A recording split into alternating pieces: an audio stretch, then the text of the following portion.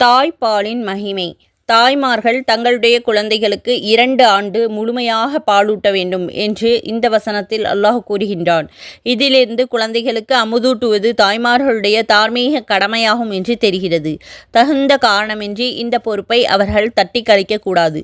இதைப்போல இல்லற வாழ்க்கையில் இணைந்திருக்கும் பொழுது குழந்தைகளுக்கு பாலூட்டுவதற்காக கணவனிடமிருந்து பிரதிபலனை அவர்கள் எதிர்பார்க்கக்கூடாது. இங்கே தாய்ப்பாலின் மகிமை பற்றியும் உணர்த்தப்படுகிறது எனலாம். பசும்பால் அல்லது பால் பவுடர் போன்றவற்றை குழந்தைகளுக்கு ஊட்டுவதை விட தாய்ப்பால் ஊட்டுவதே எல்லா வகையிலும் பயனுள்ளதாகும். இயற்கையாக கிடைக்கக்கூடிய தாய்ப்பாலில் குழந்தைகளுக்கு தேவையான அனைத்து ஊட்டச்சத்துக்கும் நிரம்பி உள்ளன. நோய் எதிர்ப்பு சக்தி தாய்ப்பாலில் அதிகமாக உள்ளது. பொருள் செலவில்லாமல் அல்லாஹ் அளித்துள்ள இந்த செல்வத்தை தாய்மார்கள் உரிய முறையில் பயன்படுத்துவதால் தாய் சேய் இடையே பாச பிணைப்பும் அன்பும் அதிகமாகும். இதற்கெல்லாம் மேலாக இது மார்க்க கடமையாகும் என்பதை நினைத்து பார்க்க வேண்டும். இதை பற்றி பெரிய பயான் இருக்கிறது. நமது சேனலில் பிளேலிஸ்டில் பழைய பயான்களில் பார்த்து பயனடையுங்கள். அமுதூட்டும் அவர்களுக்கு உணவும் உடையும் முறைப்படி வழங்குவது குழந்தைகளுக்குரிய தகப்பன் மீது கடமையாகும். குழந்தைக்கு அமுதூட்டுவது தாயுடைய கடமையாக இருந்தாலும் தாய்க்கு தேவையான உணவு உடை முதலிய வசதிகளை செய்து கொடுப்பது தகப்பனின் கடமையாகும்.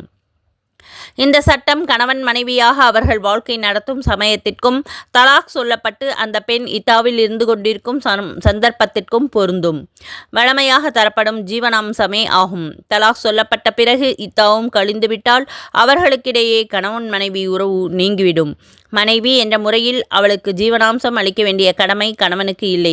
இருந்தாலும் இந்த நிலையில் அவள் தன் குழந்தைக்கு பாலூட்ட முன்வந்தால் அதற்கு பிரதியாக முன்னாள் கணவனிடமிருந்து அவள் பணம் பெற்றுக்கொள்ளலாம். நூல் மல்ஹரி.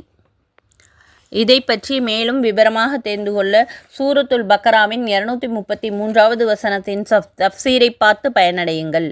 மற்றவர்களுக்கும் பகிர்ந்து அல்லாஹ்விடத்தில் நற்கூலியை பெற்றுக்கொள்ளுங்கள். பால் குழந்தைகள் வளர்ப்பு முறை பற்றி பயான் உள்ளது. பிளேலிஸ்டில் சென்று பார்த்து பயனடையுங்கள். ஜஸாக்கல்லாஹு ஹைரா. அஸ்ஸலாமு அலைக்கும் வரஹ்மத்துல்லாஹி வபரகாத்துஹு.